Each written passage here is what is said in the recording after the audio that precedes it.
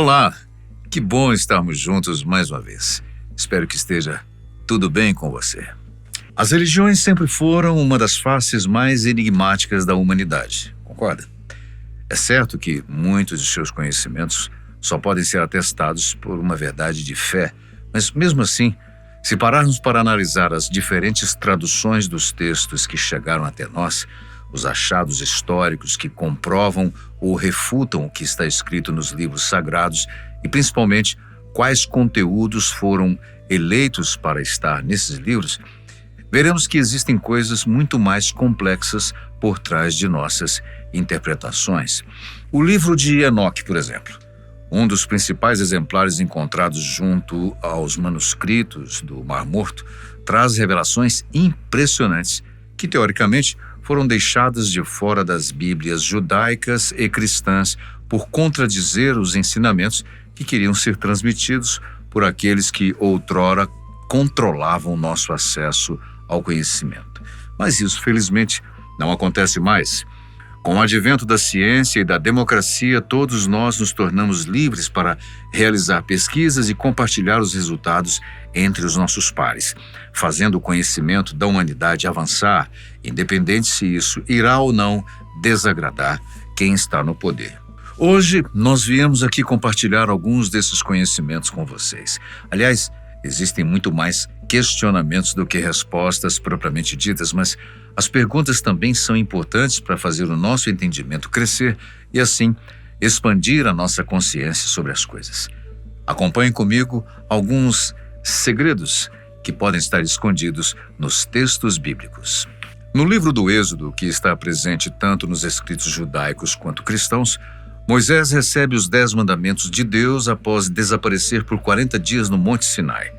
Mas quando o profeta retorna, a sua aparência está completamente diferente. A pele de Moisés estava brilhando, especialmente o seu rosto, tanto que ele precisou se cobrir para evitar que as pessoas tivessem medo dele. Isso é bastante interessante porque, de uma perspectiva bíblica, é fácil entender como alguém ficaria maravilhado, agraciado por estar na presença de Deus. Mas você não espera que esse encontro produza uma mudança física, né? A não ser que, em vez de pensar numa aproximação com o ser divino, nós considerarmos que Moisés pudesse ter se encontrado com extraterrestres, por exemplo. Pense comigo. No contexto das histórias de abdução modernas, as pessoas geralmente vislumbram um objeto descendo do céu, na maioria das vezes envolto por algum tipo de luz, e logo em seguida são levadas por uma espécie de nave que retém a pessoa por horas, dias ou até meses. Então, teoricamente, a experiência vivida por Moisés de ser levado por um ser que queria ensiná-lo sobre paz e harmonia poderia, em tese, ter sido promovida por alienígenas, seres de outros planetas ou dimensões que nós habituamos a chamar de deuses. Mas Moisés não foi o único personagem bíblico a ter uma experiência como essa. O Antigo Testamento cristão, que é bastante similar à Bíblia hebraica, diz que no século 6 a.C., o sacerdote Ezequiel teve um encontro bastante parecido, o que inclusive lhe permitiu adquirir o dom da profecia. O texto diz que Ezequiel estava às margens do rio Cabur, que hoje corresponde ao nordeste da Síria, quando um enorme redemoinho veio em sua direção. O fenômeno é descrito como um fogo que se desenrolava, o que lhe permitia emitir uma luz cor de âmbar. A questão é que a palavra original no hebraico, que foi traduzida como âmbar, também pode significar espectro polido de metal, o que implica que poderia ser algo metálico e não necessariamente amarelado. As escrituras ainda relatam que esse fenômeno continuou girando e, por isso, aparentava estar se desenrolando até pousar diante de Ezequiel bem à sua frente. Em seguida, 4 criaturas saíram de dentro daquele redemoinho, sendo descritas pelo texto bíblico como querubins. Mas a sua aparência não é nada comum aos nossos conceitos. Eles teriam 4 faces e 4 asas cada um deles, além de brilhar como se suas peles fossem feitas de bronze polido. Se a descrição de um evento como esse estivesse num livro de ficção científica ou de um relato ufológico, você com certeza não chamaria essas criaturas de anjo, não é verdade?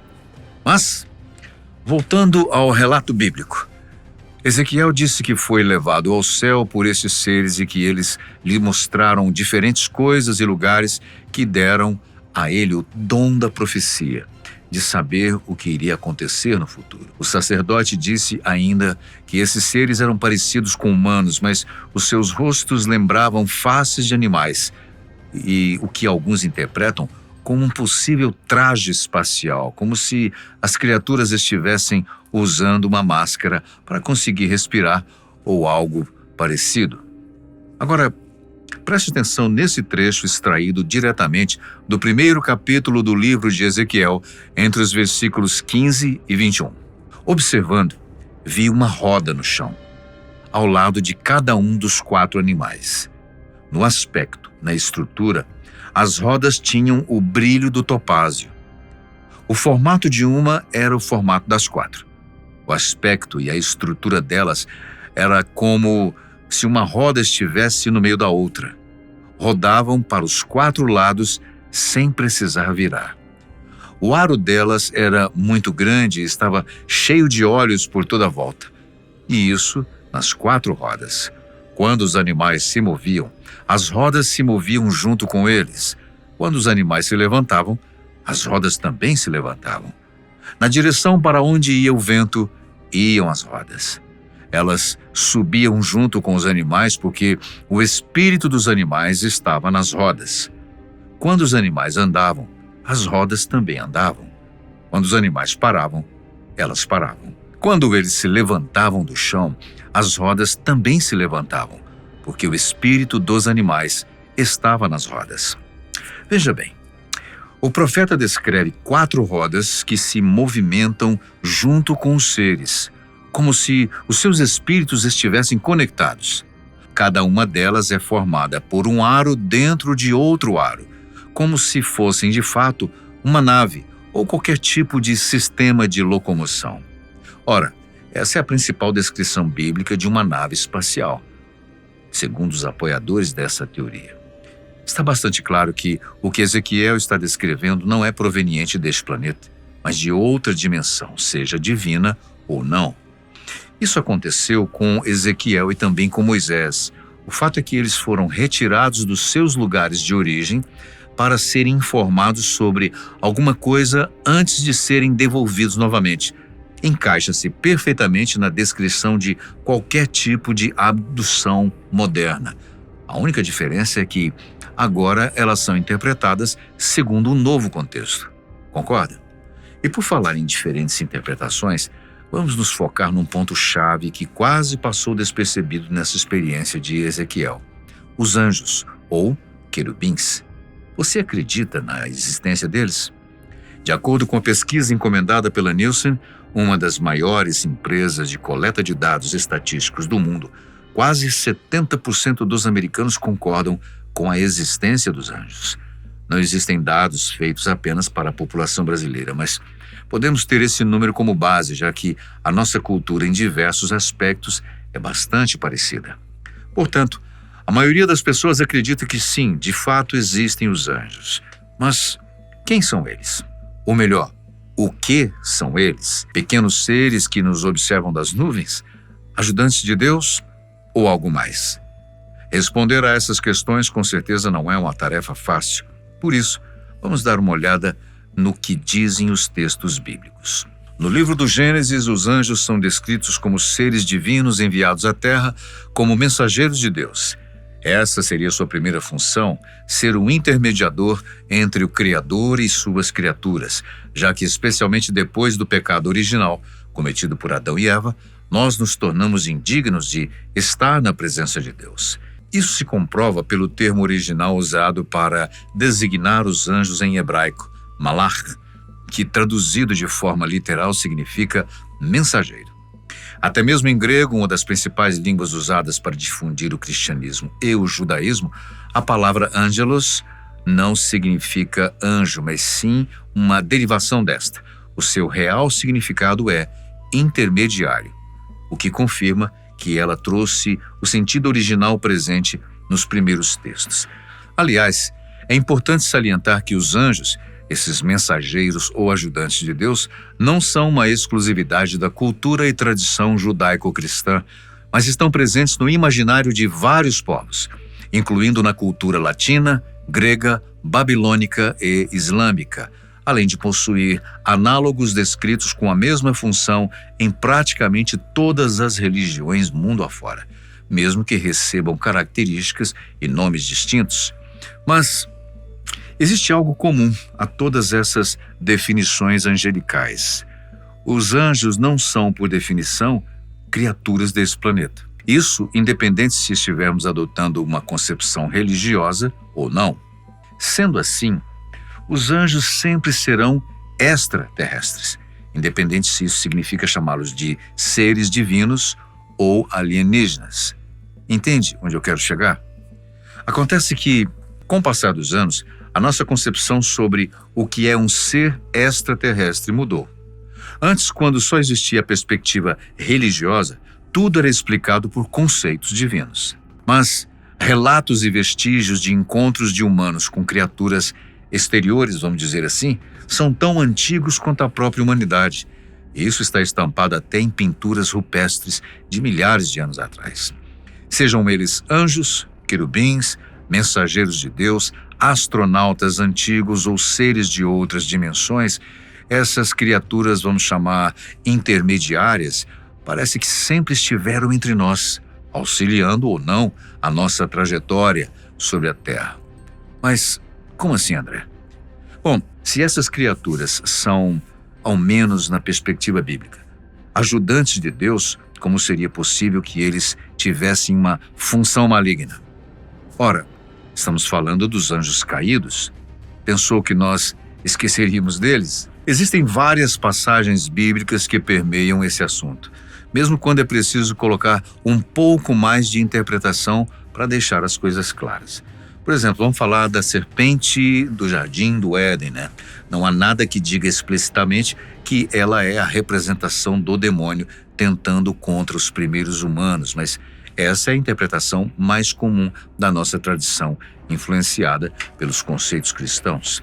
Aliás, as principais passagens que falam sobre a queda de Lúcifer, o anjo que se rebelou contra Deus, não falam sobre ele exatamente. Isaías 14, de 12 a 15, por exemplo, diz: Como é que você caiu do céu, estrela da manhã, filho da aurora?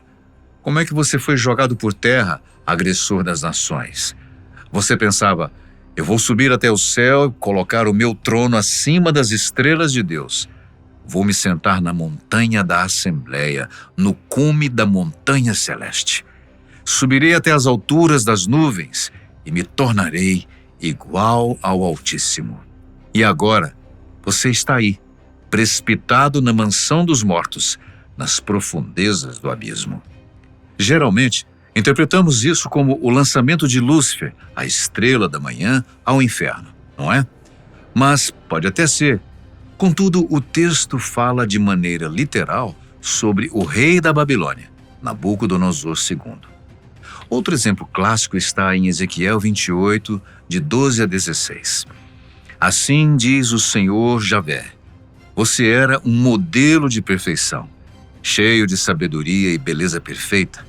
Você morava no paraíso, no jardim de Deus, coberto de pedras preciosas de todas as espécies. Tudo isso lhe vinha sendo preparado desde o dia da sua criação. Eu fiz de você um querubim protetor de asas abertas. Você ficava na alta montanha de Deus, passeando entre pedras de fogo. Desde quando você foi criado, você era perfeito em todos os seus passos, até que se encontrou a maldade em você. De tanto negociar, você se encheu de violência e pecados. Então eu o expulsei da montanha de Deus e o fiz perecer, ó querubim protetor, no meio das pedras de fogo. Também estamos acostumados a interpretar essa passagem como sendo a expulsão de Lúcifer do paraíso. No entanto, o profeta foi orientado a dizer essas palavras a Etbaal, rei de Tiro, daquela época. Mas independentemente disso, O importante é notar que não faltam exemplos de que criaturas foram lançadas na terra ou no inferno por conta de suas condutas por se afastarem de Deus.